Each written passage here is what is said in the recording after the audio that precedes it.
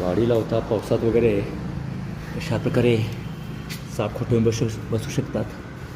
आपण बघू शकता अशा प्रकारे हा साप आहे या ठिकाणी बसलेला आहे.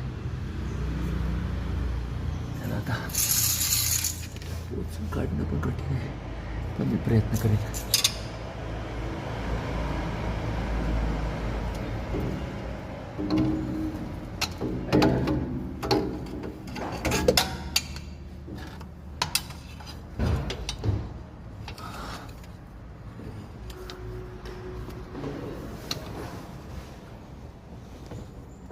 कधी कधी रिस्क पण घ्यावी लागते या कामात. आणि अशा प्रकारे अडचणीच्या ठिकाणातून आला खरं तर फार रागीट असतो, पण तो चावला नाही. आणि खरं तर इथून मी जवळपास 25 किलोमीटर लांब होतो आणि तरी हा साप आरामात सापडला असं म्हणावं लागेल. आतमध्ये गाडी शिरल्यानंतर कारमध्ये 90% साप सापडत नाहीत, लक्षात घ्या. आणि आपल्या इथं अशा प्रकारे साप जर ओपन ठिकाण वगैरे असेल तर येऊ शकतात.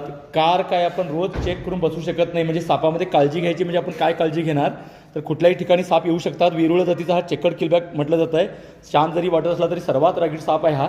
आणि सर तर बघत थांबले, आपण काहीच करू शकत नाही. पण कारमध्ये अशा प्रकारे शिरल्यानंतर कारमध्ये आम्ही रोज सकाळी उठून चेक करू शकत नाही, बाईक चेक करू शकत नाही. पण पावसाळ्यात अशा बऱ्याचशा घटना घडतात. साधारण 3 वर्ष वयाचा चेकर्ड किलबॅक म्हणजे वेरुळ जातीचा हा साप आहे.